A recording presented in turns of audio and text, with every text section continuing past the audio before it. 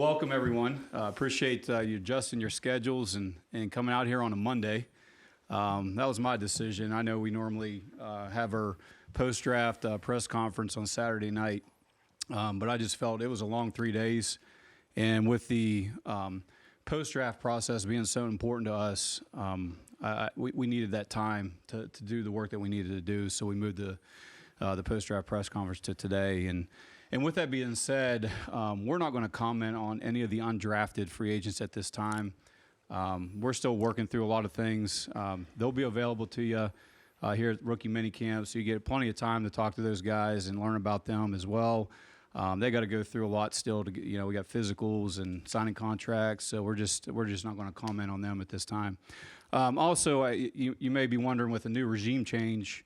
That you're wondering about staff changes. We're still working through all that, so we don't have anything to comment regarding the staff at this time as well. But we are working through those things. But speaking of the staff, I thought the group did an outstanding job. It's been a long 3 months.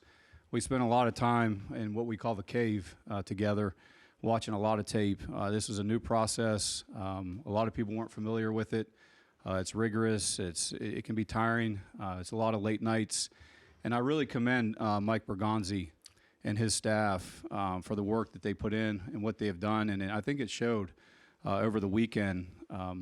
Mike, he led this draft process. And this is the first time I've worked with Mike, and we've worked together. And it just felt like we've been working together for many years. It was really seamless.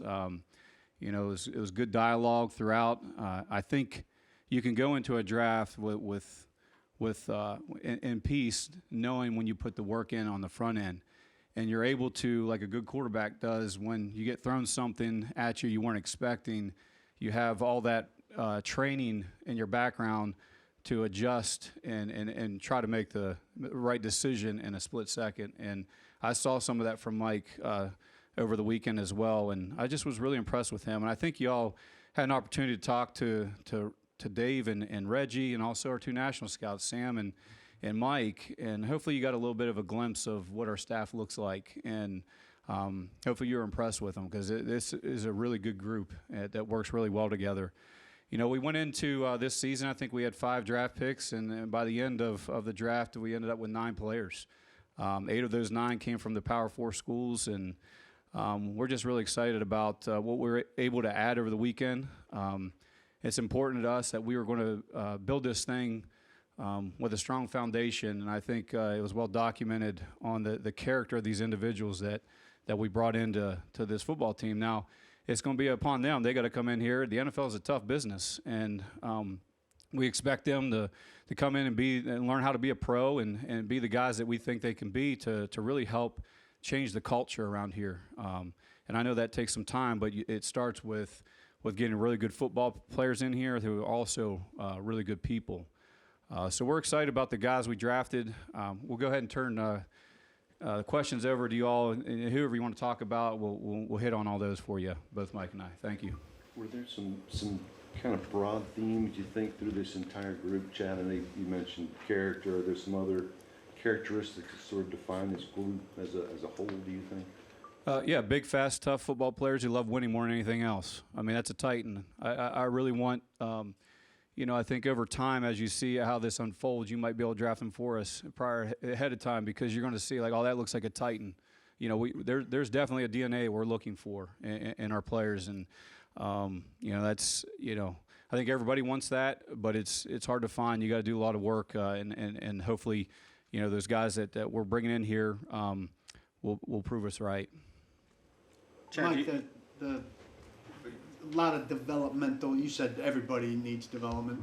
Obviously, they do. You typically expect first, second, third round picks to contribute quickly. On the development front, you guys have talked about patience and discipline.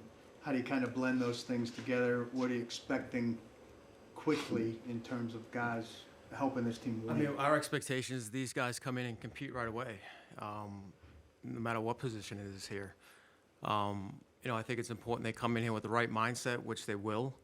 I think that was a big part of, the traits and characteristics that we were looking for. Smart, tough, competitive guys, and usually that will help in the developmental part. 'Cause like I said, all these players need to get better. They need to develop. But if you have those traits, usually that takes you over the edge to really compete and get better.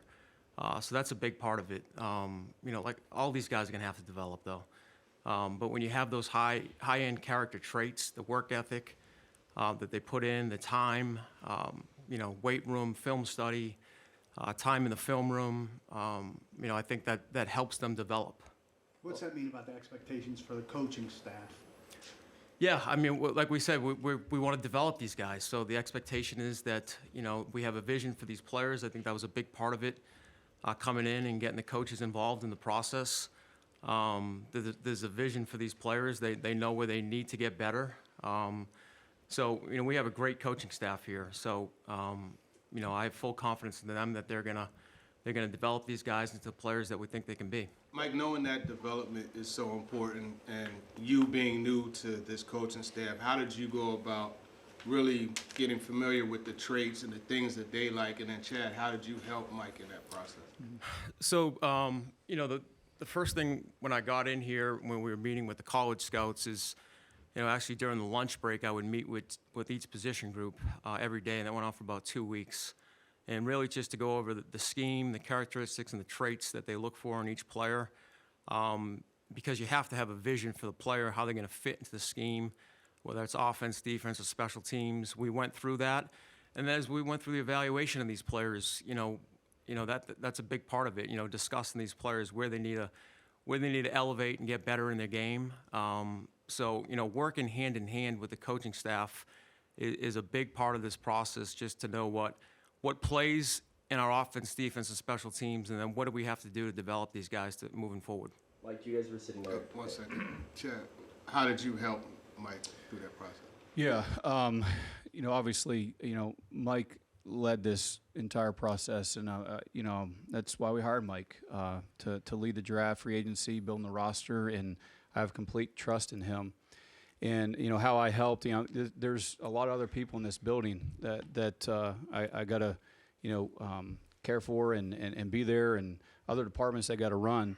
So one of the nice things about this setup was that while they were in the draft room, there were times where I had to get pulled away for various meetings for an hour or two, and I would come back and Mike would say, hey, we looked at these 5 players, but you really need to focus on these 3. So it really helped my workload to be able to know what to focus on and have the full trust in Mike that I believe in him, and he knows what he's a really good evaluator, and the humility that he has is just tremendous, and it helped me still be involved in the process, but ultimately, my trust is in Mike. I mean, I think he's outstanding, and I'm glad we have him. Chad, we talk about with Dave and Reggie, bringing them in. Some people might not want too many cooks in the kitchen, so to speak, but I'm curious why you felt like that was the best thing. And Mike, how did that work in practice and helping you put together this class? Yeah, you can never have enough good people, and if this structure works when you have the right people. And Reggie and I work together up in Green Bay. I think you all met Reggie. I mean, how can you not like Reggie? Reggie's he's the best. Tremendous evaluator, and all he cares about the team. He cares about winning. Just really good as a mentor for young scouts too. And then Dave, I've known for a long time in this league, and I know Mike and Dave have been good friends for a long time. And Dave has done a lot of good things in this league over the years, and he's another guy. He's from Ohio. Grew up in Cleveland. I'm from Ohio. We had a lot of familiar connections, and it just clicks. I don't really know how to explain it. It's just working, and I think it's because it's I talk about it a lot. High impact, low ego. That's what we want. We want people with low ego, but we expect you got to perform when you're in this business. We know how hard it can be. So that's I thought it worked really well. Go ahead, Mike.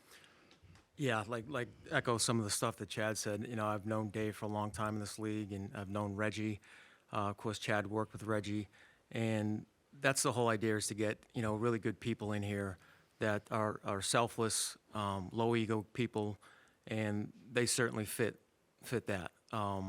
and they had a lot of experience in this league, and we had some great conversations, during the draft and the meetings. I mean, we'd be in there all day, all night sometimes, late into the night, watching tape. And they've been great for me. Chad has, Reggie and Dave, the whole support system here has been great.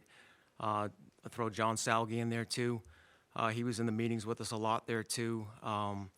So you can't have enough good people in the room that are really good evaluators, and that's what they are. A lot of these draft picks were captains, leaders on their team. Was that not by accident, I'm assuming? How much you hoping they can help change the culture around here? Yeah, I mean, like we said, those are the type of people we're trying to bring in here, high character people. Some of them were captains on teams, but that helps elevate the culture in here. When those people come in here and they work, there's a standard that we want to set here in this organization in terms of work ethic, accountability, being a good teammate, and all those guys check the box there. And I think, you look back to some of the free agents we brought in too. Like I said, if you keep on stacking those type of players in the locker room, that's going to change the culture. Mike, how early in the process did you kind of land on favoring the developmental types over maybe some pro-ready types? And can you kind of talk through why favoring one over the other? Well, like I said, they all have developmental, things that they have to go through here.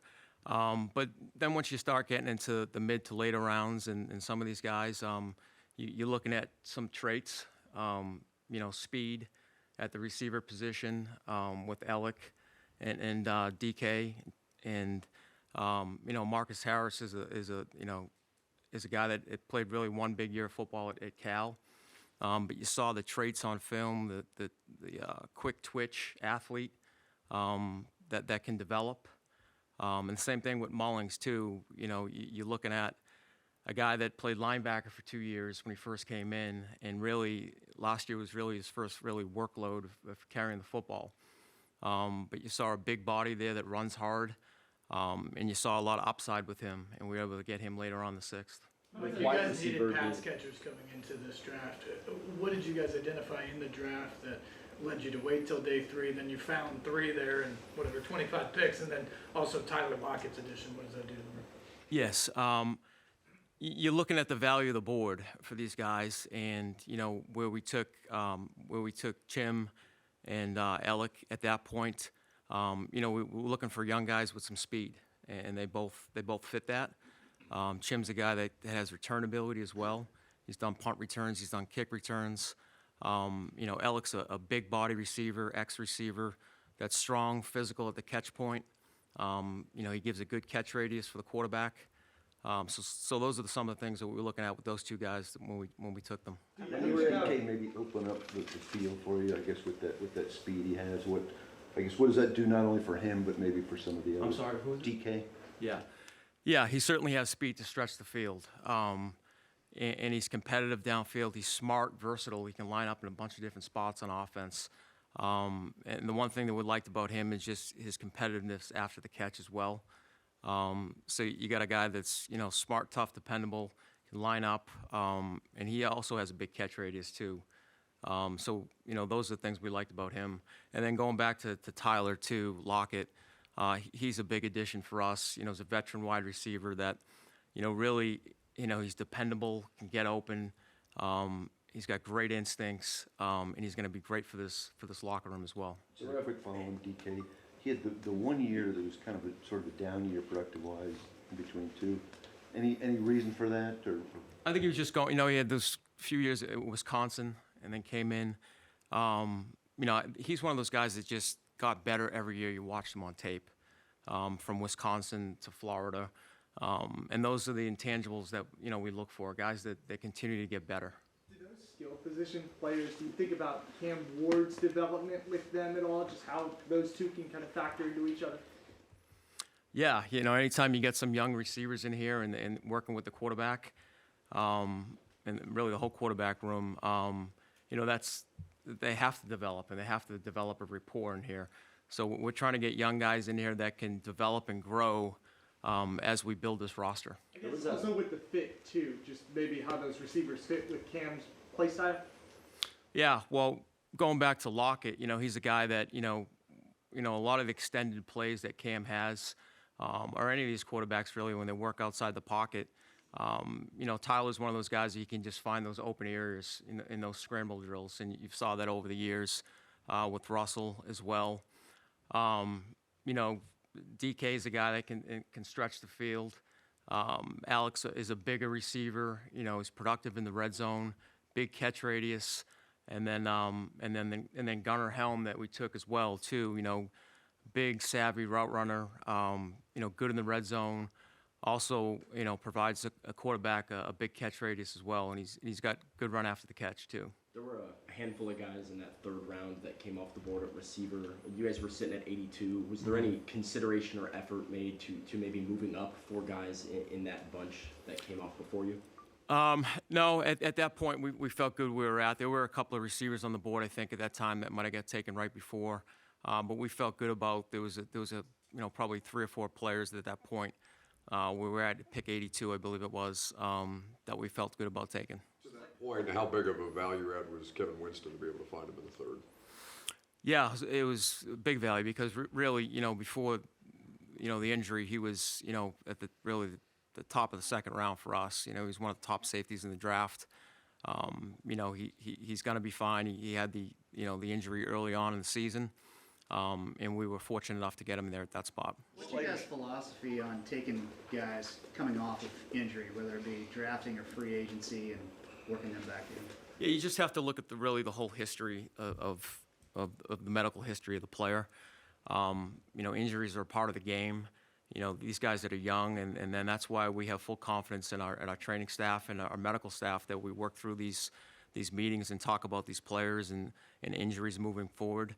And that's why, we'll make the best decision based on, the information that we get, and we felt comfortable taking those guys. Work Slater at guard at the start, or do you try to transition into some of the center as well? He can do both. We saw him do a little bit of it at Sac State and at the Senior Bowl when I was there. He did both.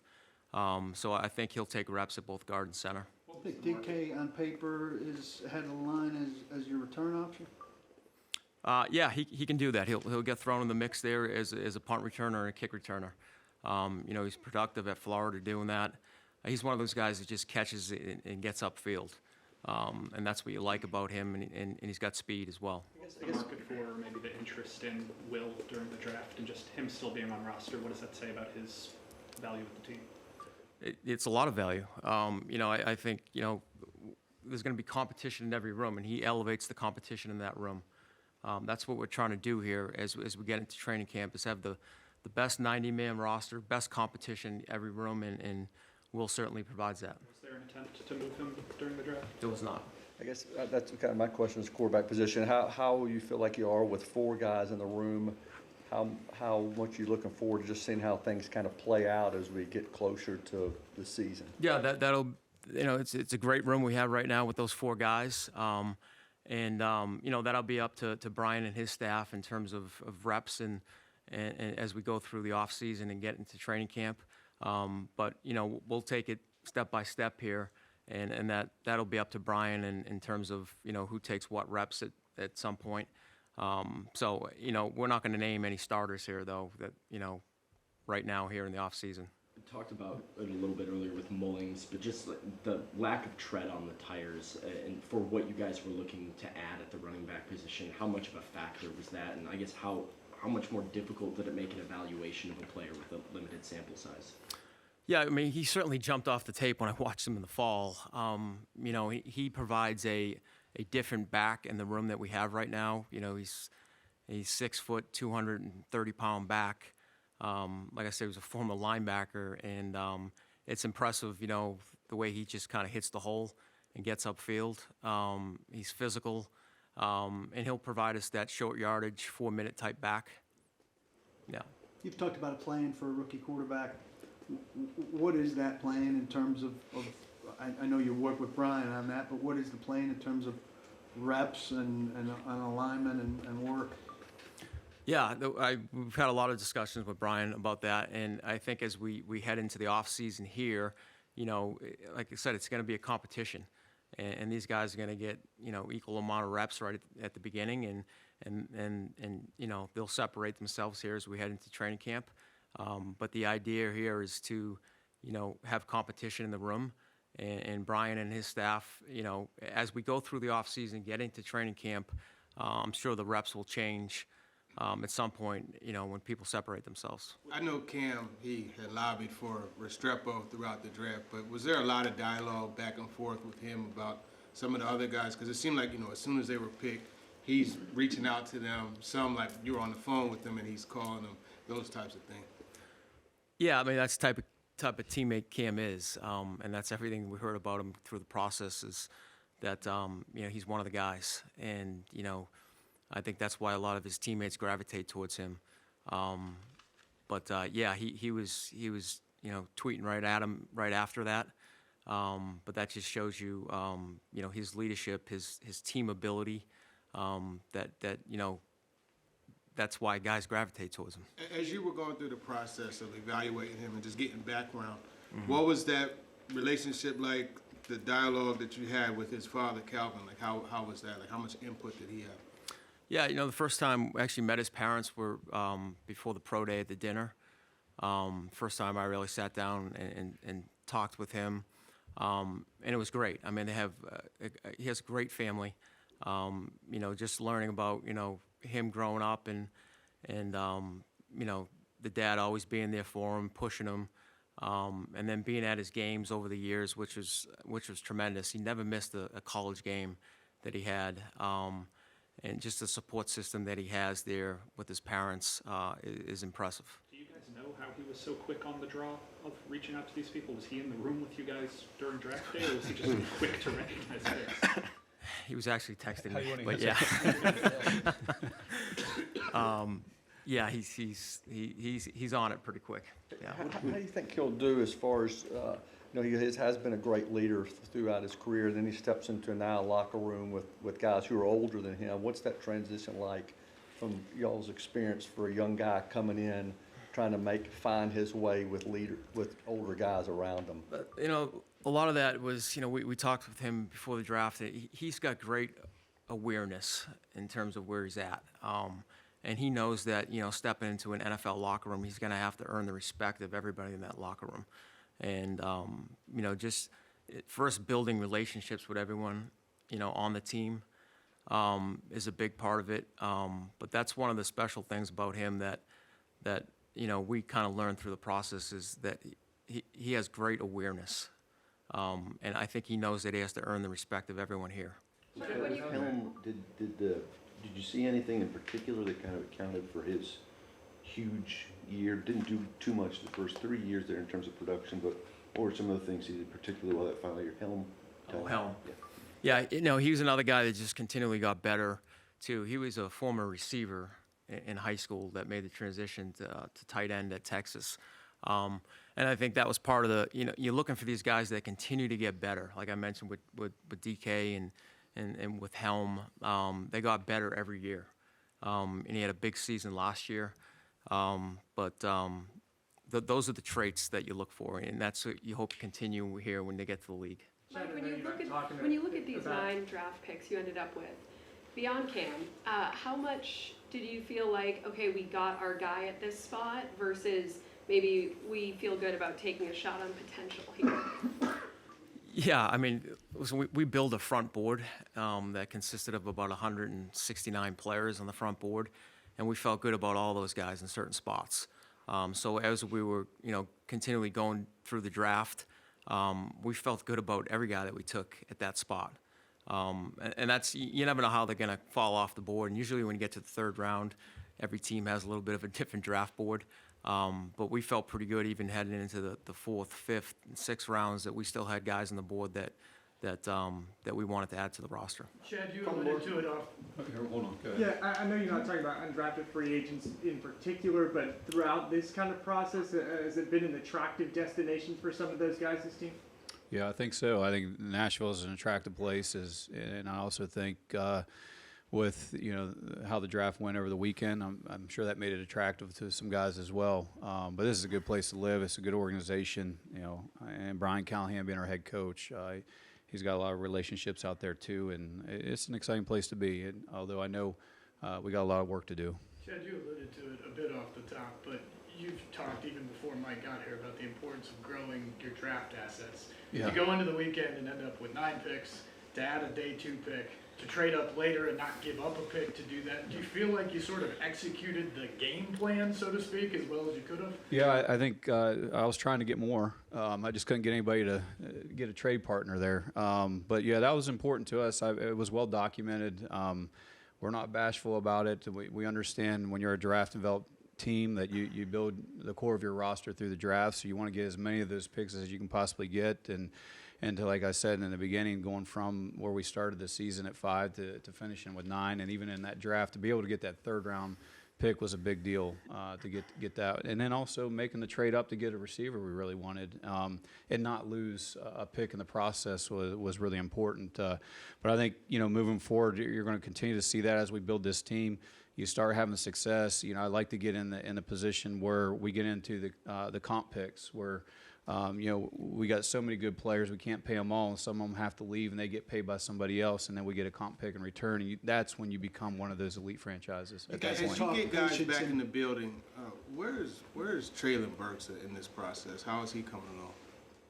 Yeah, Traylon's, he's rehabbing, he's working, and he's trying to get back. I'm assuming the 5th-year option is not going to be picked up, correct? We're still discussing all that, but yeah, probably not. You guys have talked patience and discipline so much. Is there ever a moment through this thing with Amy where you're saying, hey, if Femi has played 10 games at this position, Winston's coming off an injury, a lot of these guys we have really good forecasts on, but it's not like we're dropping people into the roster who are going to transform this thing in 5 minutes. Yeah, I've had a lot of conversations with Amy since January, and I'll just say this: Amy's fully on board with the plan, and she wants to become one of the elite franchises of the league. She believes in what we're doing. I really appreciate her and her support, and how she's really empowered us to do our jobs. I mean, I'm speaking on her behalf right now. We hired Mike to lead that process, particularly building this football team. I think she really believes in what we're doing, and we want to make her proud. So we're working hard to do that. We envision that. So we talked to you since, I guess, Mustafa, Hamas, and Udo all were signed. Where do you envision those guys kind of starting off competing? Those are veteran guys that have all lined up and played and started games. So, we felt like there are 3 players in that room that can help and provide competition and depth here through training camp. And like I said, they've all played before. They're all good football character guys too. They're going to add a lot to that room.